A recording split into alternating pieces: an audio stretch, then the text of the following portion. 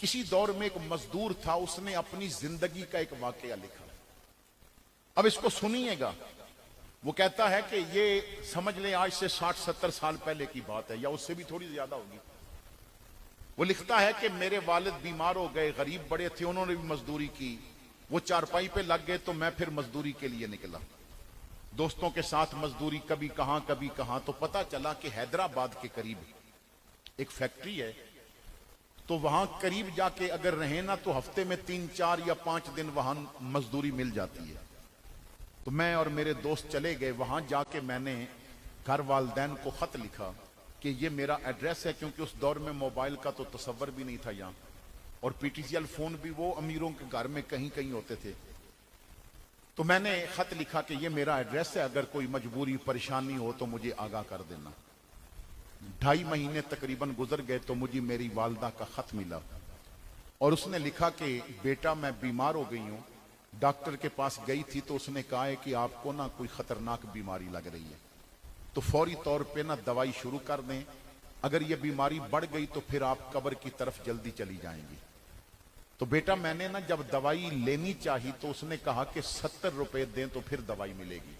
उस दौर के 70 रुपए आज के 15-20 हजार के मुकाबले में थे। तो बेटा जैसे भी हो ना 70 रुपए का इंतजाम करके भेज दे, और जल्दी भेजना, कहीं बीमारी बढ़ ना जाए। कहते हैं कि मेरी जेब में टोटल 5 रुपए थे, मजदूरी भी बड़ी कम थी। उस दौर में ना अच्छा जो मुलाजम होता था उसकी तनख्वाह 15 रुपए 20 रुपए होती थी। तो मेरे भाइयों बड़ी तवज्जो से सुनिएगा। वो कहते हैं मैं बड़ा परेशान, खत मां का जेब में डाला, कुछ दोस्त थे जानने वाले, उनके पास भी गया, फैक्ट्री के जो मैनेजर थे उनके पास भी गया कि कहीं उन्हें खत दिखा के बताऊंगा कि ये मेरी मां की मजबूरी है तो मुझे पैसे दे दें, मगर कहीं से भी ना मिले। मैं बड़ी परेशानी में वापस आया, अपने कमरे में बैठा था और जेब में हाथ डाला कि चलो मां का खत निकाल के फिर पढ़ते हैं, तो हाथ नीचे चला गया, जेब रस्ते में किसी ने काट ली थी। वो जो 5 रुपए थे वो भी चले गए और खत भी चला गया।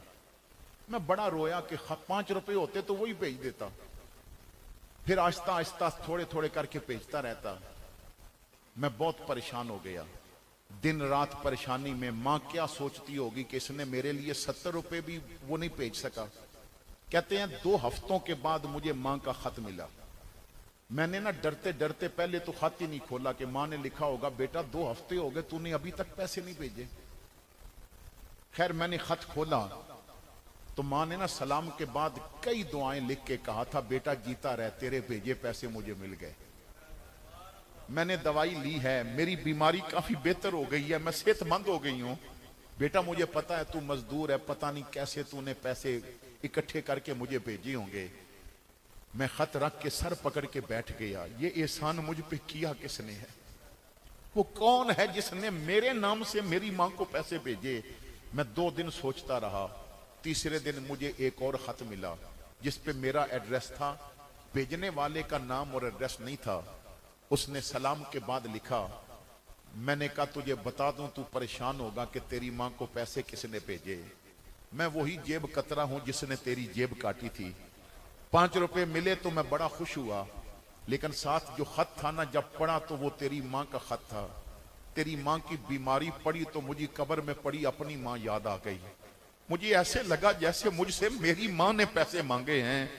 5 रुपए तेरे वाले और 65 अपने से डाल के मैंने 70 तेरे नाम से तेरी मां को भेज दिए। और मैंने अपना एड्रेस इसलिए नहीं लिखा कि कहीं तू मुझे पैसे वापस देने ना आ जाए। मेरे भाई मुझे जिंदगी में वो सुकून मिला है जो कभी नहीं मिला। मैं समझता हूं मैंने अपनी मां को पैसे भेजे। जेब कतरा होना अपनी जगह पे, पर एक बात याद रखना, माएं तो सब की सांझी होती हैं।